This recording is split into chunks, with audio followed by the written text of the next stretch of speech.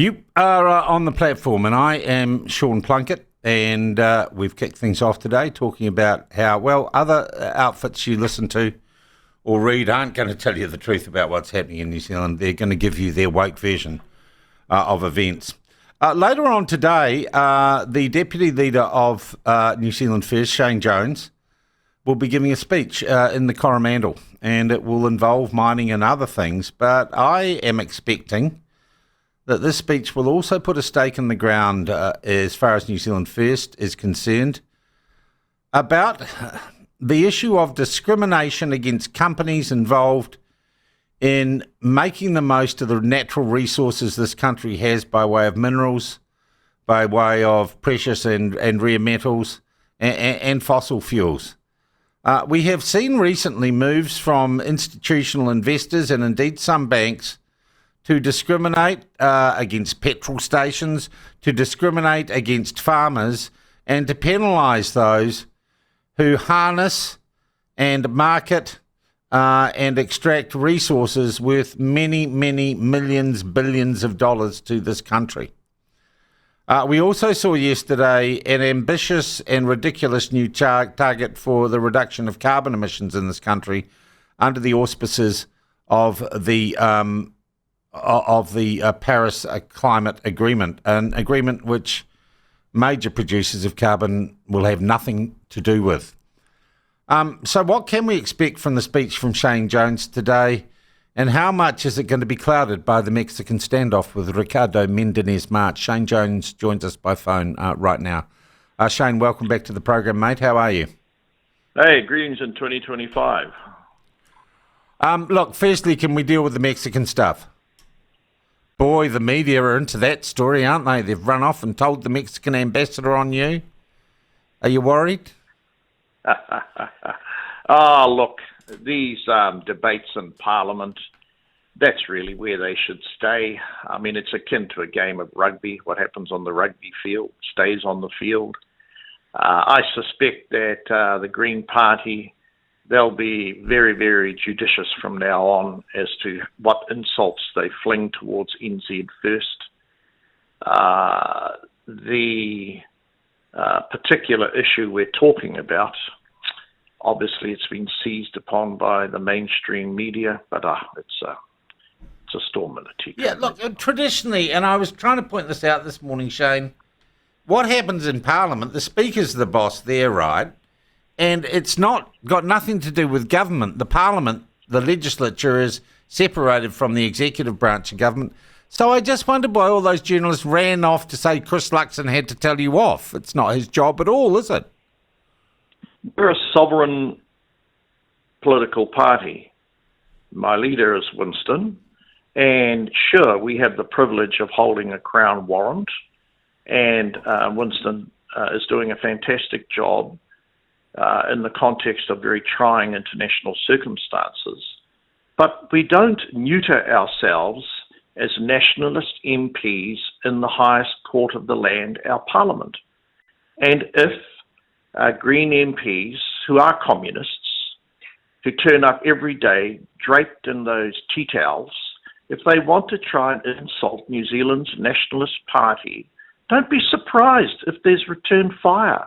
Hello, hello. All right, so you're not backing down here. I mean, I'm also reading that Winston's back down. I read the stories, he hasn't really. He's just... Yeah, look, hey, Winston's the rangatira of our, as I've said on to the media and other places, he's the rangatira of New Zealand First. So we go where he goes, mate. All right. Look, let's move on to this speech today and indeed the context in which it is being made. First, do you have any comment on the, 50 to 55% reduction laid out by the government in its latest compulsory report that it's got to make back to the Paris Agreement bureaucrats? Well, obviously, that went through Cabinet at the end of last year, but there's always scope as to how New Zealand manages the evolution of its economy. But this notion that we're going to be frog-marched to buying Congo units when we're struggling to fund the upgrade of the Whangarei Hospital is fanciful. Yeah. Can you tell us, was Cabinet given, and I'm not asking you to divulge secrets, in making that decision, can you tell us how much this commitment to the Paris Climate Accord is going to cost New Zealand?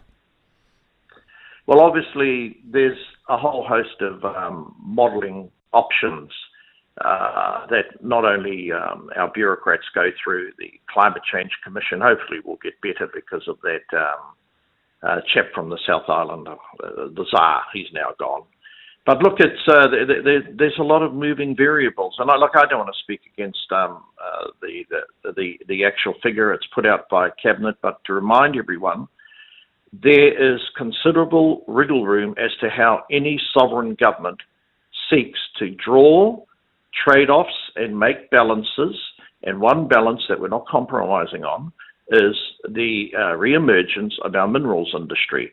And I don't want anyone listening to your program thinking that New Zealand First, as a part of this government, has signed off on some sort of bottomless figure that we're going to run around spending money on Congo units.